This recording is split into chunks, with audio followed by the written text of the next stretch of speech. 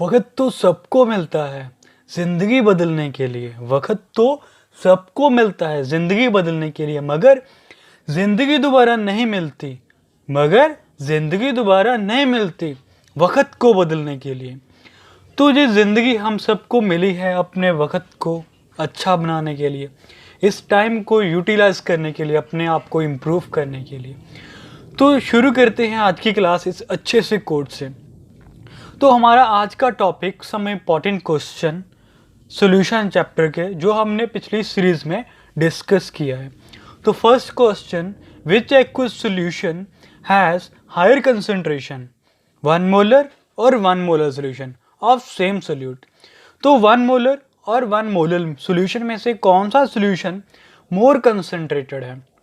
तो फर्स्टली हमें पता होना चाहिए 1 मोलर और 1 मोलर में क्या डिफरेंस है। 1 मोलर बेसिकली रिप्रेजेंट करता है amount of solute in 1 kg of solvent, and 1 molar solution represent करता है amount of solute in given volume of solution. तो 1 molar solution has higher concentration than 1 molar solution because a 1 molar solution contain 1 mole of solute in 1 liter of solution, while 1 molar solution contains 1 mole of solute in 100 grams of solvent। तो इसमें 1 molar में जो solute की amount है वो 1 litre में count हो रही है, और 1 मोलर में सोल्यूट की अमाउंट एक्स्ट्रा है 1000 ग्राम ऑफ सॉल्वेंट से। तो दिस मीन्स 1 मोलर में सॉल्वेंट की अमाउंट ज़्यादा है, तो 1 मोलर सोल्यूशन लेस कंसंट्रेटेड है। If density of water is 1, then 1 mole of solute is present in 100 ml of water in 1 molar solution, while 1 mole of solute present in less than 1000 ml of water in 1 molar solution। तो 1 molar solution में solute की amount plus 1000 ml 1000 grams of solvent, but in case of 1 molar solute plus solvent is equal to 1000 ml। तो 1 molar में solvent की amount ज़्यादा है, अगर solvent की अमाउंट ज़्यादा है तो वो लेस कंसनट्रेटेड है, और 1 मोलर में सॉल्वेंट की amount as comparative to 1 molar कम है, तो 1 molar solution is more concentrated. Now next question, how molality of solution is different from molarity. Molality and molarity में क्या डिफरेंस है? Molarity is the number of moles of solute per litre of solution. Molarity define करता है number of moles 1 litre में कितने हैं, while molality is the number of moles of solute पर kilogram of this solvent. तो 1 kilogram में कितने amount हमने सोल्यूट की डिजोल्व की है उसे हम टर्म करते हैं molality. Also concentration of 1 molar solution is more than that of 1 molar solution, जैसे हमने पिछली स्लाइड में डिस्कस किया है। तो next question, which out of molarity और molality will change with temperature and why. तो कौन सी टर्म मोलैलिटी और मोलैरिटी में कौन सी टर्म, कौन सी कंसंट्रेशन टेम्परेचर डिपेंडेंट है, वो टेम्परेचर का चेंज होती है। Molarity will change with rise in temperature. Molarity temperature के राइज के साथ चेंज होगी, because molarity is a ratio of number of moles of solute and volume of solution. Since there is change in volume with change in temperature, with rise in temperature there is rise in volume। तो जैसे जैसे temperature rise कर देगा उससे volume में change आएगा, तो उससे वो सोल्यूशन का वॉल्यूम बढ़ेगा, जिसकी वजह से number of moles of solute present per unit of volume will decrease. इसकी वजह से नंबर ऑफ मोल्स जो 1 यूनिट वॉल्यूम में प्रेजेंट है उसकी अमाउंट कम होगी, तो इसकी वजह से मोलैरिटी की वैल्यू कम होगी और वो लेस कंसंट्रेटेड होगा as the temperature increase. Now this volume of solution increase with, since molarity is inversely proportional to volume, thus with rise in temperature there is decrease in molarity, that is number of moles of solute present per unit volume less than that of previous। तो next question हम discuss करते हैं, why liquid ammonia is first cooled before opening। Liquid ammonia को open करने से पहले उसकी bottle को ओपन करने से पहले हम उसे कूल क्यों करते हैं, इसका क्या रीज़न है? तो at room temperature the vapour pressure of liquid ammonia is very high as compare to atmospheric pressure. तो होता क्या है, रूम टेम्परेचर पे जो वेपर प्रेशर होता है लिक्विड अमोनिया का वो काफ़ी हाई होता है as compare to atmospheric pressure. On cooling vapour pressure decreases, therefore liquid ammonia will not splash out, because जैसे हमने पढ़ा है कोई भी मैटर का स्टेट है उसकी टेंडेंसी होती है वो फ्लो करता है from higher pressure to lower pressure. तो एज रूम टेम्परेचर पे अमोनिया का प्रेशर बहुत ही ज़्यादा है as compare to atmospheric pressure.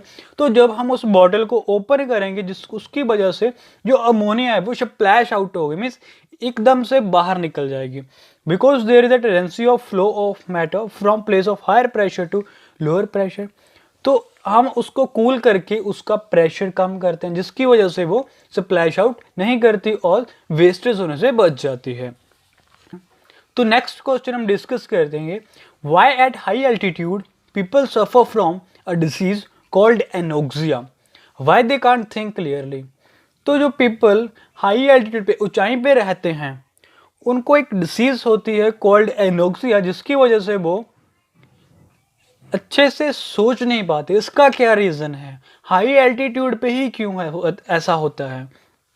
तो at higher altitude the partial pressure of oxygen is less than that of ground level. Due to this the amount of oxygen that this concentration of the oxygen is blood and in tissues is low, जिसकी वजह से amount of oxygen हमारे blood में और हमारे tissues में कम होती है। As a result low oxygen in blood people becomes weak and unable to think clearly, जिसकी वजह से लोग अच्छे से ठीक से सोच नहीं पाते, उनकी सोचने की कैपेबिलिटी कम हो जाती है because of lack of oxygen in their blood. तो हायर एल्टीट्यूड पे प्रेशर पार्शियल प्रेशर कम है। तो जैसे हमने पढ़ा था हेनरीज लॉ में किसी भी गैस का किसी भी लिक्विड में कितनी उसकी अमाउंट डिजॉल्व होगी वो डिपेंड करता था उसके पार्शियल प्रेशर पे। तो जितना पार्शियल प्रेशर कम है तो उसका अमाउंट कितना प्रेजेंट है पर्टिकुलर लिक्विड में वो भी कम होगा, जिसकी वजह से हाई एल्टीट्यूड पे ब्लड में ऑक्सीजन की अमाउंट कम होती है। इसकी वजह से वहाँ पे लोग अच्छे से सोच नहीं पाते। तो next question, why is great care is taken in intravenous injection to have comparable concentration of solutions to be injected to that of blood plasma. तो क्यों इतना ध्यान रखा जाता है जब भी कभी भी किसी को भी इंजेक्शन दिया जाता है तो जो वो सॉल्यूशन होता है इंजेक्शन में उसकी कंसंट्रेशन हमारे ब्लड प्लाज्मा से क्यों मैच करनी चाहिए? तो during intravenous injection the concentration of solution to be injected should be comparable to blood plasma. तो जो हम सॉल्यूशन यूज कर रहे हैं इंजेक्शन में उसकी कंसंट्रेशन ब्लड प्लाज्मा के कंपैरिजन होनी चाहिए, कंपैरेबल होनी चाहिए। If the solution is less concentrated its osmotic pressure will be low. अगर सॉल्यूशन जो हम यूज कर रहे हैं इंजेक्शन में वो लेस कंसंट्रेटेड है तो ऑस्मोटिक प्रेशर लो होगा, जिसकी वजह से the water will try to move into the blood cells through the cell walls. As a result cells will swell and burst, जिसकी वजह से हमारे रेड ब्लड शेल्स स्वेल कर सकते हैं और बर्स्ट भी कर सकते हैं। On the other hand if solution is more concentrated, अगर जो सोल्यूशन हम यूज कर रहे हैं इंजेक्शन में वो मोर कंसंट्रेटेड है then the water in the cell will try to move outside the cell. तो जो वाटर है सेल्स में वो मूव करने की कोशिश करेगा outside the cell to more concentrated solution by osmosis process, जिसकी वजह से हमारे शेल श्रिंक कर सकते हैं और वो उसका फंक्शन भी बंद हो सकता है, जिसकी वजह से हमारी बॉडी में सम प्रॉब्लम्स हो सकती हैं।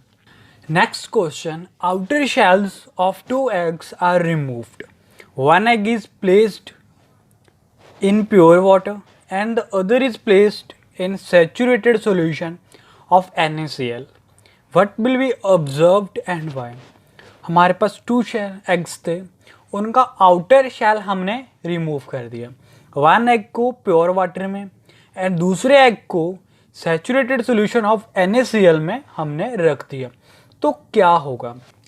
The egg placed in water will swell due to osmosis of pure water into egg. तो जो फर्स्ट एग था जो वाटर में प्लेस किया था वो स्वेल कर जाएगा due to osmosis because concentration of solutions inside is more than that of water. Thus, egg placed in water will swell. तो जिसकी वजह से एग जो वाटर में प्लेस किया है वो स्वेल कर जाएगा. On the other hand, the egg placed in saturated solution of salt will shrink. तो जो दूसरा एग है जो हमने सैचुरेटेड सॉल्यूशन में प्लेस किया है वो श्रिंक कर जाएगा because the water flows outside from inside the egg. तो वाटर इनसाइड से आउटसाइड फ्लो करेगा जिसकी वजह से उसके इनसाइड जो सॉल्यूशन था वो पहले से कम हो जाएगा जिसकी वजह से वो एग श्रिंक कर जाएगा. This is because of osmosis because always जो ऑस्मोसिस है अकर करती है from higher concentration to lower concentration. Therefore जो इनसाइड द सॉल्यूशन है एग के उसकी कंसंट्रेशन हाई है as compare to pure water जिसकी वजह से solvent inside the egg move करता है outside the egg through the egg shell. तो जिसकी वजह से वो श्रिंक कर जाएगा. Next, sodium chloride freezes at low temperature then water but boils at high temperature then water. Explain.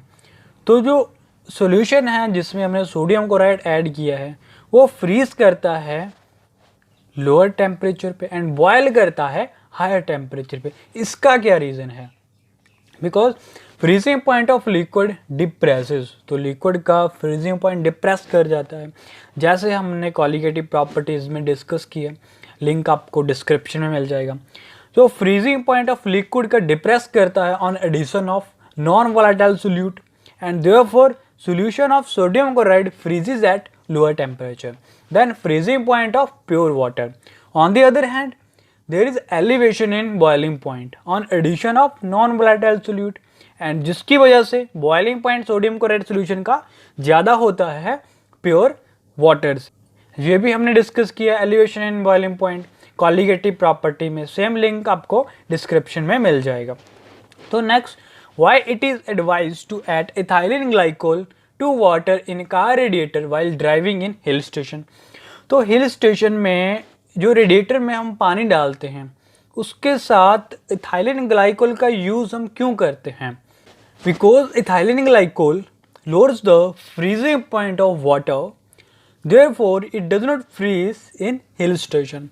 तो जो इथाइलिन ग्लाइकोल है वो पानी के जो हमने रेडिएटर में डाला है उसके फ्रीजिंग पॉइंट को लोअर कर देता है जिसकी वजह से वो हिल स्टेशन में फ्रीज नहीं करता और हमारी गाड़ी का रेडिएटर इजीली वर्क करता है. तो next question, a doctor advise the person suffering from high blood pressure to take less quantity of common salt. तो एक डॉक्टर क्यों एडवाइस करता है एक पर्सन को जो सफ़र कर रहा है हाई ब्लड प्रेशर से कि वो less quantity of common salt use करे, कि वो लेस अमाउंट ऑफ नमक को यूज़ करे? तो इसको क्या रीज़न है? This is because higher quantity of common salt will increase the number of Na positive and Cl negative ion in the body fluid which can increase the osmotic pressure of body fluid, that is higher blood pressure of the person. because अगर हम ज़्यादा salt use करेंगे उसकी वजह से हमारी body में हमारे बॉडी फ्लूइड्स में Na positive and Cl negative ion की अमाउंट बढ़ जाएगी जिसकी वजह से जैसे हमने पढ़ा है ऑस्मोटिक प्रेशर डायरेक्टली डिपेंड करता है number of moles of solute. तो जिसकी वजह से आयन की अमाउंट बढ़ रही है तो उसकी वजह से ऑस्मोटिक प्रेशर भी बढ़ जाएगा जिसकी वजह से पर्सन का ब्लड प्रेशर पहले से बढ़ सकता है जो इंजरियस टू हेल्थ हो सकता है. इसकी वजह से डॉक्टर एडवाइस करते हैं हाई ब्लड प्रेशर वाले पर्सन को कि वो less amount of salt use करें. तो next question, why do gases tend to be less soluble in liquid as the temperature raised. तो जैसे जैसे टेम्परेचर रेज करता है तो गैसेस की अमाउंट जो वाटर में प्रेजेंट है वो कम क्यों होती है? तो उसका क्या रीज़न है? Because the dissolution of gas in a liquid is exothermic process. Because जो डिसोल्यूशन का प्रोसेस है गैसेस का लिक्विड में वो एक एक्सोथर्मिक प्रोसेस है। एक्सोथर्मिक प्रोसेस वो प्रोसेस होता है जिसमें अमाउंट ऑफ हीट रिलीज होती है। Therefore in accordance with Le Chatelier's principle, with increase in temperature the equilibrium shifts in backward direction, जिसकी वजह से इक्विलिब्रियम बैकवर्ड डायरेक्शन में शिफ्ट होता है, जिसकी वजह से जो गैस लिक्विड में डिसॉल्व हुई है वो उससे बाहर निकल जाती है अकॉर्डिंग टू ली चैटेलियर प्रिंसिपल। तो आज का सेक्शन यहीं पर ख़त्म करते हैं। अगर वीडियो अच्छी लगी तो एक लाइक बनता है। अगर आप मेरे चैनल पे नए हो तो जल्दी जल्दी मेरे चैनल को सब्सक्राइब करें और बेल आइकन को दबाना मत भूलिए ताकि आप ऐसी वीडियो मिस ना करें। At last, thank you very much for watching my video.